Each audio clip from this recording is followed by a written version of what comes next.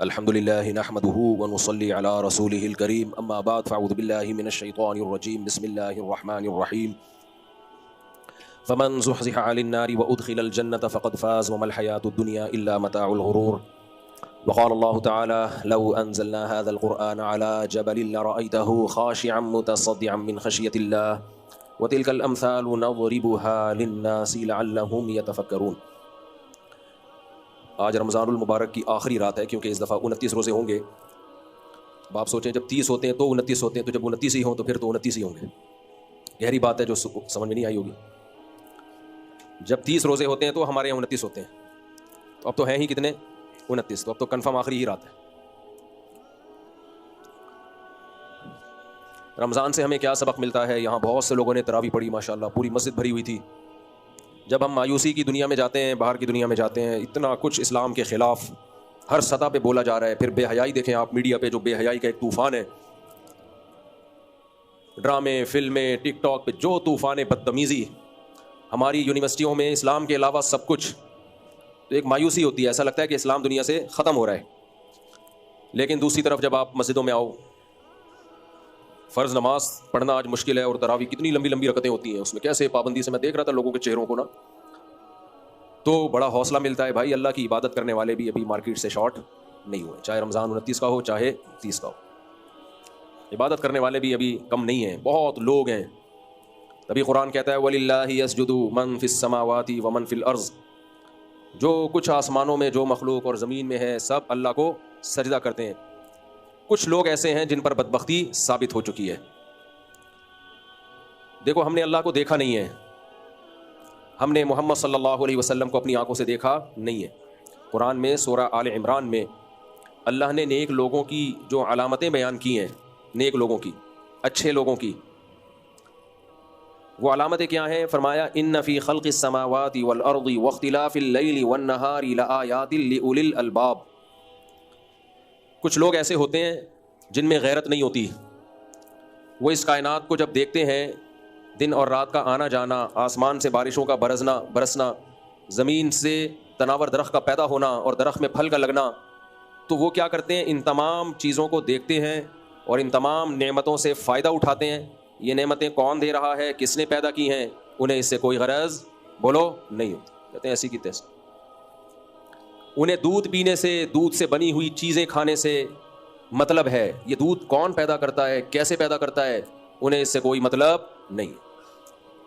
صرف ایک دودھ ہی کو دیکھ لو، ان لکم فی الانعام لعبرہ نسقیکم مما فی بطونہ من بین فرث ودم لبنا خالصا سائغا للشاربین، کیسے الفاظ ہیں قرآن کے۔ اللہ کہتے ہیں اس دودھ میں تمہارے لیے، جانوروں میں عبرت کا سامان ہے، اسے دیکھ کے، دودھ پی کے اور دودھ سے بنی ہوئی چیزیں کھا کے بھول نہ جایا کرو ہمیں۔ کافر بھولتا ہے، کافر کیا کرے گا؟ دودھ پہ ریسرچ کرے گا۔ دودھ پہ ریسرچ مسلمانوں کی زیادہ ہے یا کافروں کی زیادہ ہے؟ کافروں۔ کوئی بھی چینل پہ دودھ کے بارے میں، اس میں گروتھ ہارمون ہوتے ہیں، اس میں یہ ہوتا ہے، اس میں اتنا فیٹ ہوتا ہے، اس میں اتنا کیلشیم ہوتا ہے، یہ ساری رپورٹیں آج کل کون پیش کر رہا ہے؟ کافر۔ پشتوں میں کہتے ہیں کافر کا بچہ۔ کافر کو پشتوں میں پیار سے کیا کہتے ہیں؟ پیار سے نہیں، نفرت سے، کافر کا بچہ۔ تو یہ ساری رپورٹیں کون پیش کر رہا ہے؟ کافر کا بچہ۔ ہم ان رپورٹوں سے فائدہ بھی اٹھا رہے ہیں، بہت اچھی بات ہے، اٹھائیں۔ رپورٹ پیش اس لیے کی جاتی ہے تاکہ اس سے آپ فائدہ اٹھائیں، لیکن اس کافر کے بچے سے پوچھو کہ یہ تو نے رپورٹ تو پیش کر دی کہ دودھ میں کیا ہے، ایک رپورٹ یہ بھی پیش کر کہ یہ بنا کیسے ہے، اس کا کوئی بنانے والا ہے یا نہیں ہے، یہ مشین خود کیسے بن گئی۔ گنے کی مشین میں ہم یہاں سے کیا ڈالتے ہیں؟ گنا، تو جو گنے کے اندر رہتا ہے وہی آگے سے نکلتا ہے۔ اگر اللہ کہتے بھینس سے دودھ نکالنے کے لیے ادھر ڈالو ایسے بادام جس کے اندر دودھ ہو، ہم ادھر سے بھینس کے بادام ڈالتے اور ادھر سے کیا نکالتے؟ دودھ۔ تو ہم اللہ سے کہتے ہیں اللہ یہ بادام ہم ڈائریکٹ خود نہ کھا لیں، کیا خیال ہے؟ اس کے لیے بھینس بنانے کی کیا ضرورت؟ اللہ کہتا ہے وہ چیز جانور کو کھلاؤں گا جو بالکل تمہارے لیے اس کی ذرا سی قیمت نہیں ہے، گھاس پھوس جو ایسے ہی پڑی ہوتی ہے، کوئی ویلیو نہیں ہے اس کی، وہ گھاس پھوس اس جانور کو کھلائی جاتی ہے۔ قرآن کے الفاظ ہیں، میرے الفاظ نہیں ہیں۔ نسقیکم مما فی بطونہ، فرمایا وہ جانور چارہ کھاتا ہے، سستا چارہ، اس چارے کو آپ لے کے جاؤ کسی سائنٹسٹ کے پاس کہ بھائی صاحب اس کو رگڑ کے اس میں سے تیل کا، چکنائی کا ایک قطرہ نکال دو، وہ کافر کا بچہ نکالے گا؟ ہیں جاپان کے سائنٹسٹ کے پاس لے کے جاؤ کافر کا بچہ، تو اس سے کیا نکال کے دکھا؟ ایک تیل کا قطرہ، وہ نکالے گا؟ وہ جیپنیز ہوگا، بولے گا چنگ پنگ چپنگ چپنگ چنگ، یہاں سے دفع ہو جا۔ بہت دن ہو گئے ایک لطیفہ نہیں سنایا. آپ تھوڑے سے تھکے ہوئے ہیں نا, پھر میں اب تاکہ بیان سے پہلے فریش کر دوں آپ. وہ آپ نے بہت دفعہ سنا ہوا ہوگا. تو لطیفہ کبھی ایکسپائر نہیں ہوتا. خوراک ایکسپائر ہوتی ہے, کھانے سے بدہضمی ہو جاتی ہے, بیماریاں ہوتی ہیں, لیکن لطیفہ اگر دوبارہ سن لیں تو زیادہ سے زیادہ یہ ہوگا کہ ہنسی نہیں آئے گی آپ کو. جنہوں نے نہیں سنا ہوا ہوگا وہ خوش ہو جائیں گے. ایک آدمی گیا اپنے چائنیز دوست کے پاس ہاسپٹل گیا, وہ بیمار تھا. تو اس کے آکسیجن کا پائپ لگا ہوا تھا. یہ پاکستانی اس کے پاس گیا, آکسیجن کا پائپ لگا ہوا ہے. یہ پاکستانی اس کے پاس جا کے کھڑا ہو گیا. جیسے اس کے پاس جا کے کھڑا ہوا ہے, وہ چائنیز زور سے چیخا, کنگ پانگ کنگ پانگ کنگ کنگ پانگ پانگ پانگ پانگ کرتے کرتے مر گیا. اس نے وہ الفاظ یاد کر لیے نا کہ اس نے کیا بولا ہے, کنگ پانگ. اس نے کہا جا کے اس کا ترجمہ کراؤں گا میں, کیونکہ میرا دوست ہے, اس نے مرتے ہوئے مجھے کوئی بہت اہم نصیحت کی ہے. یا تو یہ سمجھا رہا ہوگا دوسری شادی کبھی نہیں کرنا, یا کچھ سمجھا کے گیا ہوگا. بہرحال تو یہ چائنا گیا, اس کے الفاظ رٹا لگا کے یاد کیے, وہاں جا کے ترجمہ کروایا. تو ترجمہ یہ تھا, الو کے پٹھے, آکسیجن کے پائپ سے پاؤں ہٹا. سمجھ وہ آکسیجن کے پائپ پہ پاؤں رکھے کھڑا ہوا تھا. تو چائنا یا جاپان کے سائنسدان کے پاس لے کے جاؤ اس گھاس کو, بھائی تو ایک قطرہ اس میں سے چکنائی کا نکال کے دکھا دے. وہ کیا بولے گا, الو کے پٹھے یہاں سے دفع ہو جا. وہ کافر کا بچہ یہ بولے گا. اللہ قرآن میں بیان کرتے ہیں, ان لکم فی الانعام لعبرا نسقیکم مما فی بطونہ من بین فرث ودم. ہم اس چارے کو ڈالتے ہیں, کھاتی ہے گائے بھینس, اور اس سے چکنا گاڑا دودھ اور گوبر اور خون, یہ تین چیزیں بناتے ہیں ہم. اسی فیکٹری میں خون بن رہا ہے, اسی فیکٹری میں گوبر بن رہا ہے, اسی فیکٹری میں دودھ. گوبر کی رنگت دیکھو, خون کی رنگت دیکھو, خون کی بدبو دیکھو, گوبر کی بدبو دیکھو. اور اللہ کہتے ہیں جو دودھ اس کے تھنوں میں اترتا ہے, لبنن خالصن, ایسا لبن جس میں خون کی بدبو نہیں, گوبر کی بدبو نہیں, خون کی رنگت نہیں, گوبر کی رنگت نہیں, بالکل وائٹ کلر کا. کسی کو سفیدی سے تشبیہ دینی ہوتی ہے, کہتے ہیں دودھ کی طرح سفید. یہ تو اس کا کلر ہے, اور مزہ کتنا. اللہ کہتے ہیں سائغ للشاربین, پینے والوں کے حلق میں پھسلتا چلا جاتا ہے, گھونٹ بھر بھر کے نہیں پینا پڑتا, ایسے مزہ آتا ہے پینے میں اس. وَأَوْحَىٰ رَبُّكَ إِلَى النَّحْلِ. اب کافر کا بچہ کیا کرتا ہے, وہ دودھ پیے گا, ڈکار مارے گا, نہ بسم اللہ پڑھے گا, نہ الحمدللہ کہے گا. یہ کرتا ہے کہ نہیں کرتا کافر کا بچہ, چاہے سائنسدان ہو, چاہے یونیورسٹی کا پروفیسر ہو, چاہے بہت بڑی فلم ہو, کوئی بڑا ایجوکیٹڈ ہو, سوٹ ٹائی لگا کے گھومتا ہو, لوگوں کو موٹیویٹ کرتا ہو, سمجھاتا ہو. وہ تم اپنے بنانے والے کو نہیں مانتے, بنانے والے کا شکر ادا نہیں کرتے. اللہ کی نظر میں تمہاری 2% کی حیثیت نہیں ہے. اللہ کی نظر میں سب سے پہلے اس کی حیثیت ہے جو کس کو مانتا ہے, اللہ کو. نا شکروں کا کوئی مقام نہیں ہوتا. سورہ دہر دیکھو آپ, قرآن کیا کہتا ہے, اما شاکرن و اما کفورا. توجہ ہے نا آپ لوگوں کی. اللہ کہتے ہیں ہم نے انسان کو پانی سے پیدا کیا ہے, غلیظ پانی سے, اتنا گندا پانی, نہ اس میں آنکھ, نہ ناک, نہ دل, نہ دماغ, نہ جگر. اس میں سافٹ ویئر ڈال دیا اللہ نے, اور پورا میسج اس میں لکھ دیا. یہ بنے گا, اس کی آنکھ ایسی ہوگی, اس کی ناک ایسی ہوگی. یصورکم فی الارحام, کون تصویر سازی کرتا ہے, اللہ. اس کے کان ایسے ہوں گے, ایگزیکٹ ویسا ہی ہوتا ہے جیسا اللہ نے لکھا ہوا ہوتا ہے. اس کے کان, ناک, دل, دماغ سب 9 مہینے میں تیار ہوتا ہے. اللہ کہتے ہیں پھر کیا ہوتا ہے, جب یہ دنیا میں آتا ہے, ہوش سنبھالتا ہے, تو 2 طرح کے ہوتے ہیں. ایک نا شکرے, اما شاکرن و اما کفورا. کفور کافر کی سپرلیٹو ڈگری ہے. ایک ہوتا ہے کافر, ایک ہے کافر کا بچہ, سمجھ رہے ہیں. ایک ہوتا ہے الو, ایک ہوتا ہے الو کا پٹھا. ایک آدمی ایمپریس مارکیٹ گیا تو الو بک رہا تھا. وہاں ایمپریس مارکیٹ جائے نا صدر میں, تو گرا دی سب ساری, تو وہاں الو بھی بکا کرتے تھے. تو ایک آدمی نے پوچھا یہ الو کتنے کا ہے, اس نے کہا جی 5,000 روپے کا. ایک چھوٹا سا بچہ بھی تھا الو کا. یہ کتنے کا ہے, کہا 10,000 روپے کا. اس نے یہ کیوں, کہہ رہے دیکھو یہ جو الو ہے نا, یہ صرف الو ہے. یہ صرف کیا ہے, یہ الو. اور یہ جو اس کا بچہ ہے نا, یہ الو بھی ہے, الو کا پٹھا بھی ہے. اس میں 2 کوالٹی ہیں, ایک الو ہے, ایک الو کا پٹھا. تو جب کسی کو گالی دیا کرو نا گدھے کا بچہ, تو اس کو بولا کرو تیری ویلیو میں نے بڑھا دی ہے, تو گدھا بھی ہے, گدھے کا بچہ بھی ہے. تو کیا بات کر رہے تھے, میں دائیں ادھر ادھر چلا گیا. ہاں, تو کافر کا بچہ کیا کرتا ہے, اللہ کہتے ہیں میں پانی سے بناتا ہوں اس کو, آنکھ ناک کان سب بنائے, آسمان سے پھر اس کی کیسی ایڈجسٹمنٹ ہے, پیدا ہوا, ماں کی چھاتیوں میں دودھ پیدا کر دیا. وہ دودھ بھی کتنا عجیب ہے. بھینس سوکھا چارہ کھاتی ہے, دودھ بنتا ہے. ماں روٹی کھاتی ہے, شوہر کا دماغ کھاتی ہے, استغفر اللہ. ماں روٹی کھاتی ہے, ایک تو منہ سے بعض دفعہ غلط لفظ نکل جاتے ہیں. ماں روٹی کھاتی ہے, پراٹھے کھاتی ہے, اور دودھ پیدا ہوتا ہے اس سے. کیا خیال ہے؟ تو یہ کس کی قدرت ہے بھائی, اللہ کی قدرت ہے. ادھر بچہ آیا, دودھ پیدا ہوا, پھر اللہ کہتے ہیں اللہ تمہیں بھولتا نہیں ہے, آسمان سے تمہارے لیے بارشیں. یہ بارش اگر برسے تو بھی کافی نہیں ہے. پھر اللہ جب بارشوں کو برساتا ہے وہ نائٹروجن لے کے کھاد لے کے آتی ہے زمین میں. پھر زمین میں جو بیج ہیں ان بیج کے اندر ایسا سسٹم ڈال دیا, خربوزے کے بیج میں ایسا سسٹم کہ پانی, گوبر, مٹی, خربوزے کی بیل نکلے گی. پھر بیل نکل کے پھول نکلیں گے, پھول تتلیوں کو اپنی طرف مائل کریں گے جس سے نرمادہ پھولوں کا ملاپ ہوگا. پھر اس سے کچا پھل ہرے رنگ کا پیدا ہوگا. پھر وہ بڑا ہو کے خربوزہ بنے گا. پھر کاٹو گے وہی درجنوں بیج اس کے اندر جو زمین میں آپ نے بیج بویا ہوا تھا. ان میں کوئی ایک اسٹیپ ایسا نہیں ہے جو انسان نے خود کیا ہو یا خود بخود ہو سکتا ہو. اتنا خوبصورت نظام نہ یہ آٹومیٹیکلی ہو سکتا ہے کھربوں سال میں بھی, اور نہ انسان نے اپنے ہاتھوں سے اس کو بنایا. تبھی قرآن کہتا ہے ما کان لکم ان تنبتوا الشجرہ, یہ سب تمہاری کاریگریاں نہیں ہیں. خربوزے پیدا ہو رہے ہیں, انار پیدا ہو رہے ہیں, انگور پیدا ہو رہا ہے. انظروا الی ثمرہ اذا اثمر, اللہ کہتے ہیں ذرا اس انار کے درخت کو دیکھو اور اس کے پھل نکلنے کو اور پھل کے پکنے کے عمل کو دیکھو. یہ سب کس کی کاریگری ہے؟ قدرت کی, اللہ کی. جو اللہ کو مانتے ہیں انار کھا کے اس کا شکر ادا کرتے ہیں, اللہ سے دعا مانگتے ہیں اللہ اس سے جو جسم میں طاقت آئی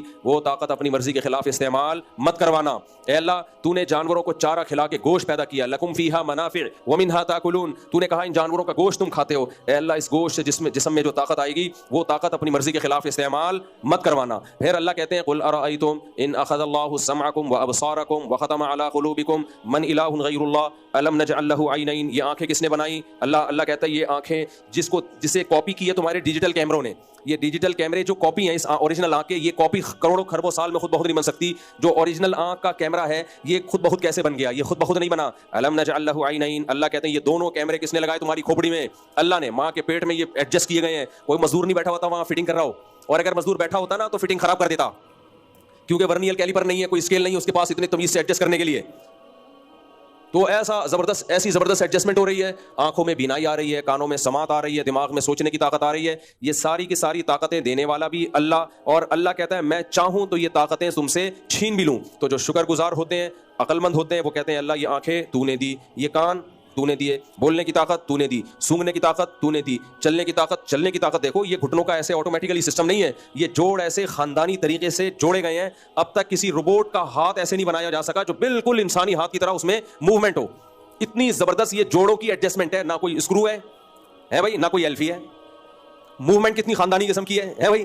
پاؤں کی موومنٹ, ریڑھ کی ہڈی کا نظام اتنا پیچیدہ ہے, ایسے ہڈیوں کو آپس میں سیٹ کیا گیا ہے, ایسے بہترین طریقے سے ان کو جوڑا گیا ہے کہ انسانی عقل اس پہ حیران ہے. تبھی قرآن کہتا ہے وفی انفسکم, تمہیں اللہ تلاش کرنے کے لیے کہیں اور جانے کی ضرورت نہیں ہے. اپنی باڈی میں غور کرو گے تو تمہیں خدا کا وجود نظر آئے گا. اپنے آپ میں غور کر لو, ایک ایک چیز. قرآن کیا ہے بھائی؟ قرآن اس کائنات میں اور اپنے آپ میں اور جانوروں میں غور کرنے کا حکم دیتا ہے, پہاڑوں میں, دریاؤں میں. اس غور و فکر کا نام کیا ہے؟ قرآن. اب آپ بتاؤ, سائنسدان بھی تو اسی میں غور و فکر کرنے کا حکم دیتے ہیں, کیا خیال ہے بھائی؟ سائنس سے متعلق جتنی چیزیں ہیں وہ سب کس میں غور کرتی ہیں؟ بولو نا, اسی میں. کچھ زمین کے ماہرین ہوں گے, کچھ پہاڑوں کے ماہرین ہوں گے, کچھ میڈیکل سائنس کے ماہرین ہوتے ہیں, کچھ ہواؤں کے ماہر ہیں, کچھ پیٹ میں جو گیس بنتی ہے اس کے ماہر ہیں. ہوا سے یہ مراد ہے آپ کی؟ اچھا خیر. تو ہوا سے جو ہے نا دماغ ادھر کو جا رہا تھا. تو کتنے ماہرین. ستاروں میں غور کرنے کا اللہ نے حکم دیا, پہاڑوں میں غور کرنے کا اللہ نے حکم دیا, جانوروں میں غور کرنے کا, منہ سے بولیں آپ لوگ, اللہ نے حکم دیا. اپنی ذات میں غور کرنے کا وفی انفسکم, اللہ نے. پرندوں میں غور کرنے کا اولم یروا الی الطیر فوقہم صافات, دیکھتے نہیں یہ کیسے پرندے پر پھیلائے ہوئے چل رہے ہوتے ہیں, کیسی ایڈجسٹمنٹ, ہوا میں ایسے ٹھہر جاتا ہے آرام سے. جہاز اڑتا ہے رکتا نہیں ہے, رک گیا دھڑام سے نیچے. جہاز میں ریورس گیئر ہے کیا؟ پرندے یوں جا کے نا ایسے بھی ہوتے ہیں. آپ مکھیوں کو دیکھو, ہیلی کاپٹر کی طرح اڑ رہی ہوں گی اور پیچھے بھی آ رہی ہوں گی. کہتا ہے بھائی یہ پروں کو کس طرح سے گھمایا کہ تو ریورس میں جانا شروع ہو گئی. اس کے اتنے سے پر ہیں مکھی کے, اتنے چھوٹے چھوٹے ہلکے, اس کو جوڑ کے لگا دیا, ایسی بھنبھناتی بھی جا رہی ہوتی ہے کہ نہیں آ رہی ہوتی؟ کیا اسپیڈ ہوتی ہے اس کی. مچھر کے اتنی سی کھوپڑی ہے, اللہ نے مچھر میں غور کرنے کا حکم دیا. فرمایا ان اللہ لا یستحیی ان یضرب مثلا ما بعوضۃ, اللہ کو اس بات سے حیا نہیں آتی کہ اللہ مچھر کی مثالیں دے رہا ہے. مشرکین کہتے تھے یہ کیسا خدا ہے جو مکھی اور مچھر کی مثالیں دیتا ہے. اللہ نے کہا ہمیں اس بات سے حیا نہیں آتی کہ ہم مچھر کی مثالیں دیں. فما فوقھا, بلکہ اس سے بھی کمتر کی, اس لیے کہ وہ مچھر تمہیں دیکھنے میں مچھر لگ رہا ہے, جب تم غور و فکر کرو گے تو تمہیں یقین آئے گا اتنی چھوٹی سی چیز کسی ذات کے بغیر, بنانے والے کے بغیر خود سے نہیں بن سکتی. میں نے ایک دفعہ تفسیر ریکارڈ کروائی اس آیت پہ, تو میں نے مچھر کے بارے میں اسٹڈی کرنا شروع کیا کہ کیوں اللہ نے مثال دی ہے. او بھائی مچھر کی پہ کتابوں کی کتابیں ہیں, ختم نہیں ہوگا مچھر. اتنی اس کی اتنا پیچیدہ جانور ہے, اتنی سی کھوپڑی, اس میں 100 آنکھیں لگی ہوئی ہیں کم وقت کے, 100 آنکھیں, ڈیجیٹل کیمرے لگے ہوئے ہیں چھوٹے چھوٹے. وہ کتنی چھوٹی اس کے اندر کرنیاں اور یہ سب چیزیں ہوں گی. اور کرتا کیا ہے, اتنا ہوشیار, اتنا ہوشیار. ہماری نرسیں ہسپتالوں میں اتنی ہوشیار نہیں ہیں. وہ کیسے خون چوستا ہے, ایسے نہیں کہ آیا اور خون چوسا اور چلا گیا. ایسے تو خواتین, استغفر اللہ, یعنی ایسے تو کوئی بھی خون چوس سکتا ہے. نہیں چوستی خواتین مردوں کا خون. میں غلطی سے کچھ منہ سے پتہ نہیں کیا ہو رہا ہے آج میں, تھکاوٹ ہو گئی ہے زیادہ, کیا ہو, یہ مذاق کر رہا ہوں, خواتین بھی بیان سن رہی ہیں بھائی, اس کو مذاق ہی لیں, سیریس ایسا نہیں ہے. تو وہ مچھر کیا کرتا ہے دیکھو, مچھر یہ کرتا ہے, اچھا مادہ مچھر خون چوستی ہے, نر نہیں چوستا, یہ حقیقت ہے, یہ حقیقت ہے, نر نہیں چوستا. لیکن اس کی نیت اچھی ہوتی ہے مادہ مچھر کی, کیونکہ اس کو انڈوں کے لیے مزید مچھر پیدا کرنے کے لیے کیا چاہیے, خون. اس سے بھی پتہ چلتا ہے کہ بھائی جب شادی ہو جائے تو اگر پریگننسی ہے زوجہ کو تو اس کی خوراک کا آپ کو خیال کرنا پڑے گا. بعض لوگ میرا آدھا بیان سنتے ہیں, آدھا نہیں سنتے. آدھا یہ سنتے ہیں کہ بچے پیدا کرو, یہ نہیں سنتے کہ اس کو کھلاؤ پلاؤ بھی, بیگم کے آرام کا بھی خیال کرو. تو کیونکہ اگر پریگننسی میں عورت کے مسائل ہوں اور فیڈ کرا رہی ہے اور اس کو پراپر خوراک نہ ملے تو بچے کو تو کچھ نہیں ہوتا, ماں کا بیڑا غرق ہو جاتا ہے. ماہرین کہتے ہیں, میڈیکل سائنس کہتی ہے کہ بچہ اپنی گروتھ کر لیتا ہے, وہ ماں کا دماغ چوس لیتا ہے پھر وہ, اور اس کی طاقت چوس لیتا ہے ساری, وہ صحیح صحت مندی پیدا ہوگا. بیڑا کس کا غرق ہوگا, ماں کا بیڑا غرق ہو جائے گا. تو اس لیے آدھا بیان نہیں, پورا سنا کرو. 2 شادیوں والا سن لیا, 2 بیویوں کے میں برابری کرنی, حقوق ادا کرنا ہے, اس دن بیان میں تھے نہیں. بچوں نے بیان سن لیا کہ جی جلدی شادی کرنی چاہیے, جلدی شادی کرنی چاہیے, بیان میں تھے, جا کے ابا کو ستانا شروع کر دیا. جس دن بیان میں نے یہ کہا تھا اپنے خرچے پہ, ابا کے خرچے پہ نہیں, اس دن اتفاق سے بیان میں آئی نہیں تھے. تو وہ بی بی تمیزہ والا ہو گیا حساب. یہ بی بی تمیزہ جو تھی نماز نہیں پڑھتی تھی. امام صاحب نے بی بی تمیزہ کو کہا کہ نماز کیوں نہیں پڑھتی, اس نے کہا وضو تو آتا ہی نہیں ہے مجھے. تو امام صاحب نے اس کو وضو کرایا, کہیں سفر پہ چلے گئے, تبلیغ میں کہیں سال کے لیے چلے گئے, واپس آئے, پوچھا نماز پڑھتی ہو, کہا ہاں, کہا وضو تو کرتی ہو, کہتے وہ تو آپ نے کرا دیا تھا. ٹھیک ہے نا. تو خیر, تو اللہ تعالیٰ کیا کہہ رہا تھا میں, ہاں مچھر. اب مچھر کیا کرتا ہے دیکھو, مچھر جب بیٹھتا ہے نا, مادہ مچھر, وہ پہلے ایک انجیکشن لگاتی ہے سن کرنے کے لیے. اس کو پتا ہے اگر میں نے ڈائریکٹ سرنج ٹھوک دی نا اور خون چوسا, یہ رکھ کے چماٹ مارے گا مجھے, اس کو تکلیف ہوگی. ایک لگائے گا چماٹ اور میں وہیں خونم خون ہو جاؤں گی, پوری نسل مچھروں کی ہمیشہ کے لیے ختم. تو اس نے اپنے جنازے نہیں اٹھانے. اس نے کہا خون مجھے انسان کے علاوہ فی الحال کہیں سے مل نہیں رہا, یا تو کوئی بھینس ہوتی ادھر چلی جاتی وہ مادہ مچھر, تو انسان پہ آ کے بیٹھتے ہی سب سے پہلے ایک ٹیکا لگاتی ہے سن کرنے کا. یہ دماغ کہاں سے آیا اس کے پاس, کس نے سکھایا, دماغ ہے کتنا سا اس کا. یہ تو اویئرنیس ہماری نرسوں کو نہیں ہوتی, بعض بار ٹیکا پہلے لگ جاتا ہے. اتنی زور سے چیخ نکلتی ہے آدمی کی, پھر خیال آتا ہے بھائی پہلے اس کو سن کر دینا چاہیے. مچھریا سے یہ غلطی کبھی بھی بولو نہیں ہوتی, مچھریا سے غلطی نہیں ہوتی. تو وہ کیا کرے گی, پہلے ایک ٹیکا لگا کے سن کرے گی, بلکہ نہیں, وہ ایک کیمیکل ہوتا ہے اس میں, وہ کیمیکل چھوڑے گی, اس سے وہ جگہ سن ہو جاتی ہے. سن ہوتی ہے تو پھر وہ دوسرا ٹیکا لگاتی ہے, سرنج داخل کر کے طبیعت سے چوستی ہے, اور پھول کے کپا کیسی موٹی ہو جاتی ہے نا. اس وقت بھی ہمارے پاس موقع ہوتا ہے اس کو ایک ٹماٹ لگائیں اور دار فانی سے ہمیشہ کے لیے اس کو کوچ کرا دیں, لیکن ہمیں پتہ ہی نہیں چلتا, بہت کم پتہ چلتا ہے, کیونکہ وہ جگہ سن ہو چکی ہے, اس پہ بیٹھی ہوئی ہے, پھر آرام سے اڑ کے جاتی ہے. تھوڑی دیر میں ہمیں خارش ہوتی ہے. وہ خارش کیوں ہو رہی ہے, وہ جو کیمیکل اس نے چھوڑا تھا نا سن کرنے کے لیے, وہ کیمیکل اب اپنا اثر دکھاتا ہے. اس لیے اللہ کہتے ہیں اللہ مچھر کی مثال دینے سے حیا نہیں کرتا, یعنی یہ کوئی ایسی عیب کی بات نہیں ہے جس سے اللہ کو شرم آئے کہ میں غلط مثالیں دے رہا ہوں. تم ایک مچھر پیدا کر کے دکھا دو. مکھی کی اللہ نے ایسی خاندانی مثال دی ہے قرآن میں, جو خدا کو مانتے ہیں, بتوں کی عبادت کرتے ہیں. اللہ نے کہا تم جن بتوں کی عبادت کرتے ہو نا کہ یہ تمہیں اولاد دیں گے, یہ تمہیں یہ کریں گے, یہ مثال مزاروں پہ بھی فٹ ہوتی ہے. جو داتا دربار پہ جاتے ہیں کہ یہاں سے ہماری حاجتیں پوری ہوں گی, جو جاتے ہیں بزرگوں کی مزاروں پہ کہ یہاں سے ہماری مرادیں پوری ہوں گی, ان پہ بھی مثال بیٹھتی ہے. اللہ کہتے ہیں ان الذین تدعون من دون اللہ لن یخلقوا ذبابا ولو اجتمعوا له یا ایھا الناس ضرب مثل فاستمعوا له. اے لوگوں ایک مثال بیان کی جا رہی ہے, اسے غور سے سنو. میں ایک دفعہ اپنے شیخ حضرت مفتی رشید احمد صاحب کے پاس بیٹھا ہوا تھا. حضرت یہ آیت پڑھ رہے تھے, جیسے ہی پڑھتے نا ایک دم حضرت کی آواز بلند ہو جاتی, پھر آواز تھوڑا ڈاؤن کرتے, پھر دوبارہ پڑھتے, پھر حضرت فرمایا آیت پڑھتے ہوئے مجھے جوش آ رہا ہے اس لیے مجھ سے آواز کنٹرول نہیں ہو رہی ہے. اتنی مزیدار آیت. اللہ کہتے ہیں یا ایھا الناس, اے ساری دنیا کے سارے انسانوں, صرف مسلمانوں کو اللہ نے اس آیت میں خطاب نہیں کیا, ہندو عیسائی سکھ مزار پرست لوگ سب داخل ہیں. کیا فرمایا ضرب مثل, ایک مثال بیان کی جا رہی ہے. ایک دم انسان کے کان کھڑے ہوتے ہیں نا, بھائی اللہ جو عرش پر بیٹھا ہوا وہ ایک مثال بیان کر رہا ہے, وہ ہلکی مثال ہو سکتی ہے بھائی, اللہ کی ایگزامپل بیان کر رہا ہے. اللہ کہتے ہیں فاستمعوا له, اس مثال کو ہلکے میں نہیں لینا, یہ ہلکی مثال نہیں ہے, اگنور مت کرنا. ایک ہوتا ہے فاسمعوا, فاسمعوا کا معنی سنو, ایک ہے فاستمعوا غور سے سنو. اے لوگو ایک مثال بیان کی جا رہی ہے, ہلکے میں مت لینا اس کو, غور سے سنو نہیں بلکہ دھیان سے سنو, کان لگا کے سنو. ابھی ہندوؤں کو بھی بتایا جا رہا ہے, سکھوں کو بھی بتایا جا رہا ہے, سب کو. فرمایا ان الذین تدعون من دون اللہ, اللہ کو چھوڑ کے تم جن کو پکارتے ہو, چاہے وہ داتا دربار ہوں, چاہے وہ بزرگ ہوں, چاہے وہ بدھ ہو پتھر کا بنا ہوا, کوئی بھی, اللہ کے سوا میں, اللہ کے سوا سب آ گئے. اللہ کہتے ہیں لن یخلقوا ذبابا, یہ ایک مکھی بھی ہرگز پیدا نہیں کر سکتے. تمہاری بگڑی کیا بنائیں گے یہ, ایک مکھی کی تخلیق بھی ان سے, جو گندگی پہ بیٹھتی ہے نا مکھی, وہ نہیں بنا سکتے, یہ وہ بھی نہیں بنا سکتے. آگے اللہ کہتے ہیں وَإِن يَسْلُبْهُمُ الذُّبَابُ شَيْئًا, مکھی بنانا تو دور کی بات. تم مندر جاتے ہو, تم بولتے ہو یار میں جاؤں گا یہاں تو میری وہاں شادی ہو جائے گی, میں یہاں جاؤں گا تو میری جاب لگ جائے گی, میں یہاں جاؤں گا تو میرا ویزا لگ جائے گا, میں یہاں جاؤں گا میری بیماری ٹھیک.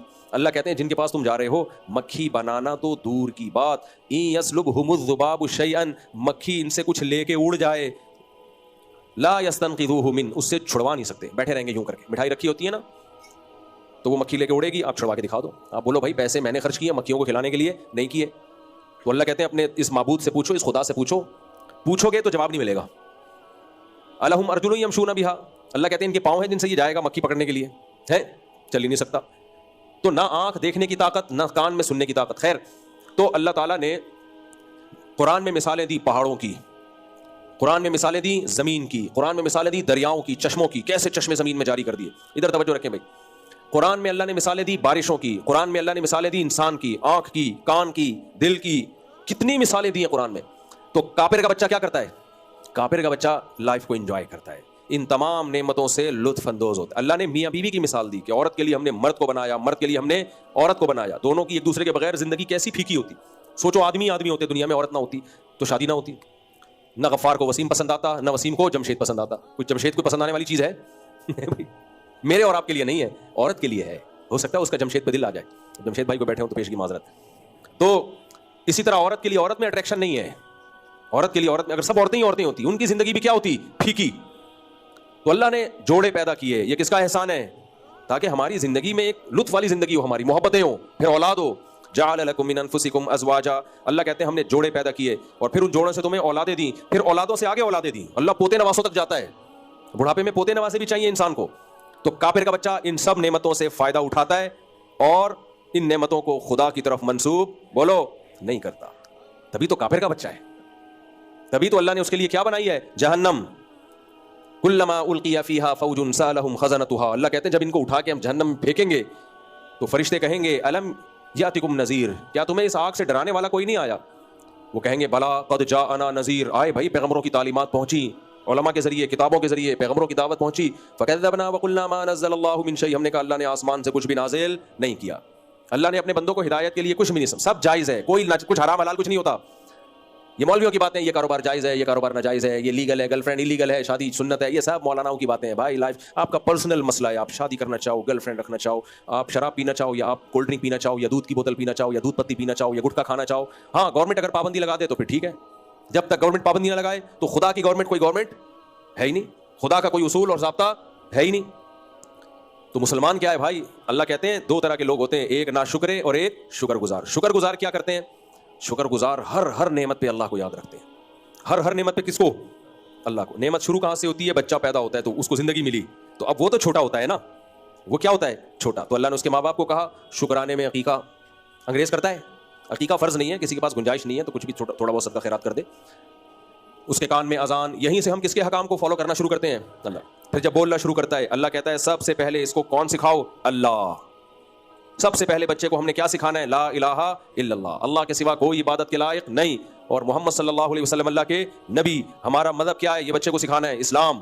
ہمارے حضرت مفتی رشید احمد صاحب فرماتے تھے, ہم بچپن میں چھوٹے تھے نا, کتاب پڑھتے تھے پنجابی میں, ہمارے حضرت پنجابی اسپیکنگ تھے, تو کہتے ہیں ایسی اچھی کتاب تھی, اب تک یاد ہے. بچوں کو تعلیم دی جاتی تھی سوال جواب کی شکل میں نا, کہ ہمارا رب کون ہے؟ اللہ. اس کائنات کو کس نے بنایا؟ جواب میں اللہ نے بنایا. ایسے سوال جواب سے جب بچے کو چیزیں یاد کرائی جاتی ہیں بہت اچھی طرح یاد ہو جاتی ہیں. تو کہا اس میں پنجابی میں ایک سوال تھا, جے کوئی پوچھے توڑا ایمان کھلوتا ہے کہ بیٹھا؟ بیٹھے کو بیٹھا ہی بولتے ہیں نا.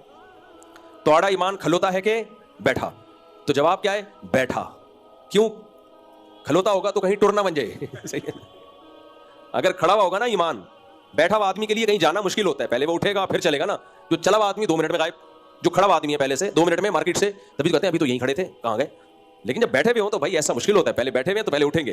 تو فرماتے ہیں بچوں کو یہ کتاب تھی پنجابی سکھائی جاتی تھی, جے کوئی پوچھے توڑا ایمان کھلوتا ہے کہ بیٹھا, تو کیا دسو گے؟ بیٹھا. کیوں؟ کہیں ٹر نہ بن جائے, غائب نہ ہو جائے. تو بچوں کو بچپن سے سکھانا ہے بیٹا ہر چیز پہ کمپرومائز ہو سکتا ہے, ہر چیز چھوڑی جا سکتی ہے, ایمان نہیں چھوڑا جا سکتا. ایک ہی نعمت ہے ہمارے پاس, ہم کس کو مانتے ہیں؟ خدا کو, نبی کو مانتے ہیں, محمد صلی اللہ علیہ وسلم جو اللہ کے سچے پیغمبر. یہی نعمت ہے ہمارے پاس بھائی, اور یہ ہلکی چیز نہیں ہے. نبی صلی اللہ علیہ وسلم نے فرمایا جب قیامت کے دن اللہ سب کو جہنم میں ڈالے گا, نافرمانوں کو بھی, تو سفارش کی وجہ سے نافرمانوں کو ایک ایک کر کے نکالے گا. نبیوں کی سفارش, شہیدوں کی سفارش, علماء کی سفارش, بہت سے مسلمان گنہگار بھی جہنم میں ہوں گے. سزا کھانے کے بعد سفارشیں آتی رہیں گی آتی رہیں گی آتی رہیں گی، یہاں تک کہ ایک وقت کے بعد سب نکل جائیں گے۔ اب وہ لوگ پڑے ہوں گے جنہوں نے زندگی میں کبھی کوئی نیکی نہیں کی ہوگی، ایسے لوگ بھی ہیں کبھی کوئی نیکی کا کام انہوں نے کیا ہی نہیں ہوگا، لیکن صرف ایک خدا کو مانتے تھے اور اللہ کے رسول صلی اللہ علیہ وسلم کو اللہ کا پیغمبر مانتے تھے۔ ان سے جب کوئی پوچھتا کیا ہو، مسلم، یہ خوب سمجھ لو، یہ جو زبان سے اگر کوئی اپنے آپ کو غیر مسلم کہہ دے تو کافر ہو جاتا ہے اسی وقت۔ وہ یہ مذاق میں بھی کہنا جائز بولو نہیں، لوگ ویزے کے لیے اپنے آپ کو غیر مسلم شو کر دیتے ہیں تو کافر ہو جائے گا اس میں۔ تو اس میں صرف ایک، کیونکہ یہ آپ کو فخر سے کہنا ہے بھائی میں کیا ہوں، میں مسلم ہوں۔ آج ایسے اسکالرز آ رہے ہیں، پروفیسر لوگ آ رہے ہیں، ان سے پوچھا جائے آپ کا مذہب سے کیا تعلق ہے، بھائی میں ان چیزوں میں نہیں پڑھتا، میں ان چیزوں میں نہیں پڑھتا، کیا مسلم کیا، یہ ہر ایک کا نجی معاملہ ہے۔ تو ٹھیک ہے، جب اللہ آخرت میں جہنم میں پھینکے گا نا تو پھر آپ کہنا مجھے ان چیزوں سے کوئی غرض نہیں ہے۔ فرشتے آپ سے پوچھیں گے مسلم غیر مسلم، تو وہاں بھی کیا کہہ دو گے آپ کہہ دیں گے مجھے ان چیزوں سے کوئی غرض۔ اللہ کہے گا آج مسلم کو، مومن کو بچاؤں گا میں، کافر کو نہیں بچاؤں گا۔ اللہ کا دین بہت سخت ہے اس معاملے میں، اللہ نے مشرک پر کافر پر جنت کو حرام کر دیا۔ اللہ کہتے ہیں جو مجھے نہیں مانتا تھا کس بیس پہ بخشش کروں میں اس کی، اور جو بتوں کو پوچھتے ہیں شرک کرتے ہیں اللہ کہے گا جاؤ ابھی نہیں سے مانگو، ابھی نہیں سے مانگو بخشش، چیختے رہیں گے کوئی بخشش نہیں ہوگی۔ تو عقیدہ توحید اور ایمان اور آپ کی نبوت پر ایمان، یہ ہلکی نعمت، اگر آپ اس کو ہلکا سمجھتے ہو تو سمجھ لو پھر اللہ بھی آپ کی اس نعمت کو آپ کے حق میں ہلکا ہی سمجھے گا، کیونکہ انسان کو خود جس نعمت کی قدر نہیں ہوتی تو اللہ کی نظر میں پھر اس کی قدر نہیں ہوتی۔ تو اس نعمت کو ہلکا مت سمجھو۔ تو نبی صلی اللہ علیہ وسلم نے ارشاد فرمایا کہ جب نبی کی سفارش سے بھی سب نکل جائیں گے نا تو اللہ تعالیٰ فرشتے سے پوچھیں گے اب کوئی ہے جس کی کوئی سفارش کرنے والا ہو؟ تو فرشتہ کہے گا کوئی بھی نہیں، جتنے لوگوں کے رشتہ دار تھے سب نے سفارشیں کی ہیں، اس پہ خوش نہیں ہونا چاہیے، سفارش کر کے نکل جائیں گے، کتنے چترول لگیں گے، کتنی پٹائی کے بعد نکلیں گے۔ تھانے میں آپ دیکھ لو غلط کیس میں بندہ پکڑا جاتا ہے نا، جب تک ابا پہنچتے ہیں اس سے پہلے 25-30 ٹماٹے لگ چکے ہوتے ہیں، ٹھیک ہے، تو وہ تو جہنم کی آگ ہے، اللہ ہم سب کو محفوظ رکھے۔ تو اللہ تعالیٰ کہیں گے بھائی کوئی، سب نکل گئے؟ ہاں جی سب نکل گئے۔ تو اللہ فرمائیں گے هل يبقى الا الرحمن، رحمان ابھی باقی ہے۔ جب نبی کو امتیوں کا خیال ہو سکتا ہے، لوگوں کو اپنے رشتوں کا خیال ہو سکتا ہے، تو خالق کا سب سے بڑا رشتہ مخلوق کے ساتھ خالق اور مخلوقیت کا ہے یا نہیں ہے؟ تو نبی صلی اللہ علیہ وسلم نے فرمایا اللہ جہنم سے ہر اس شخص کو نکال دیں گے، اور بہت بڑی تعداد ہوگی ان کی، کہ جس میں صرف رائی کے دانے کے برابر ایمان تھا اور اس کا زندگی بدعمالیوں سے بھری ہوئی تھی لیکن ایمان تھا اس کے اندر۔ جب ان کو اس طبقے کو نکالیں گے نا، اور کیوں نکالیں گے؟ نبی نے فرمایا کافر لوگ یہ کہیں گے کہ تمہارے ایمان نے تمہیں کوئی فائدہ نہیں پہنچایا، ہم بھی کافر تھے تم بھی کافر، تم مسلم تھے، بد عمل ہم بھی تھے بد عمل تم بھی، تو تمہارا ایمان کا کیا فائدہ ہوا؟ کوئی فائدہ نہیں ہوا، آج تم بھی اسی آگ میں جل رہے ہو جس میں ہم۔ تو اللہ ہر اس شخص کو نکالیں گے، اللہ کہیں گے نا نا نا، جو مجھے مانتا تھا اور جو نہیں مانتے وہ دونوں برابر۔ یہ تو غیرت کے خلاف ہے نا، اللہ تو بہت غیرت والا ہے کہ ماننے والوں کو نہ ماننے والوں کے برابر۔ دیکھو ایک آدمی اپنے باپ کو باپ بولتا ہے اور دوسرا بچہ اپنے باپ کو باپ ہی نہیں مانتا، باپ دونوں کو جائیدادیں دے دے گا؟ ویسے ہو سکتا ہے کچھ پکڑا دے گفٹ میں، یہ گھڑی لے لیں یہ لے لیں، جائیداد نہیں ملے گی بھائی، تو میرا بچہ ہی نہیں ہے اور تو مانتا ہی نہیں ہے، میں دعویٰ کر رہا ہوں تو میرا بچہ ہے، تو کہہ رہا ہے میں آپ کا بیٹا نہیں ہوں، تو وراثت نہیں ملے گی۔ باپ زندگی میں وصیت کرے گا بھائی یہ کہہ رہا ہے کہ نہیں ہے تو بس اس کو وراثت نہیں ملے گی، ورنہ یہ دوسروں کے ساتھ ناانصافی، اگر اس نالائق کو بھی دے دی جائے نا تو یہ دوسروں کے ساتھ کیا ہے؟ ناانصافی۔ دوسرے بچے بولیں گے ابا ہم آپ کو ابا مانتے ہیں، ہمیں بھی اتنے ہی پیسے مل رہے ہیں، اور جو بھائی ہمارا آپ کو ابا ہی نہیں مانتا اس کو بھی اتنے پیسے، تو ہم سے غلطی ہو گئی آپ کو ابا مان کے۔ آج سے ہم بھی بولیں گے اصل میں جمشید صاحب ہمارے والد ہیں، غفار صاحب ہمارے والد ہیں۔ تو ایسی ناانصافی ایک باپ نہیں کر سکتا، خدا کیسے کرے گا بھائی؟ تو اس لیے اللہ کہتے ہیں جب کافر یہ کہے گا کہ تمہارے ایمان نے تمہیں کوئی فائدہ نہیں پہنچایا، اپنے آپ کو مسلم کہتے تھے مسلمان کہتے تھے، کیا فائدہ، تو ہم ہندو ہی اچھے، ہم سکھ ہی اچھے، ہم عیسائی اچھے، ہم یہودی اچھے۔ تو اللہ اتنی بڑی تعداد کو، جو جن کے اعمال گناہوں سے آدم علیہ السلام سے لے کے نا آخری انسان تک، جتنے بھی لوگ جن کے دل میں رائی کے دانے کے برابر ایمان، اللہ اس سب طبقے کو نکال لیں گے، اور جو کافر ہوگا مشرک ہوگا وہ اس جہنم میں ہوگا۔ تو پھر فرمایا کہ اس وقت کافر کہے گا ربما یود الذین کفروا لو کانوا مسلمین، قرآن کی آیت ہے یہ 14ویں پارے کا شروع، کہ کافر یہ تمنا کرے گا کہ کاش ہم مسلم ہوتے۔ تو بھائی مسلم ہونا، مومن ہونا ہلکا عمل نہیں ہے۔ آج لوگ جب غیر مسلم کنٹریز میں جاتے ہیں، یورپ امریکہ، ایمان چھوڑ دیتے ہیں، کافروں میں رہ کے نا کہتے ہیں یار یہ بھی نماز نہیں پڑھتے، یہ تو اللہ رسول کو نہیں مانتے، یہ تو خدا کا انکار کرتے ہیں، تو کیا ہو گیا، ان پہ تو کوئی آسمانی عذاب نہیں آ رہا۔ تو ان کے لیے اپنے ایمان کی حفاظت بہت ضروری ہے۔ اس وقت دنیا میں قدر نہیں ہے، عقل سے سوچو، یہ کیسے ہو سکتا ہے کہ اللہ اپنے ماننے والوں کو اور نہ ماننے والوں کو برابر کر دے؟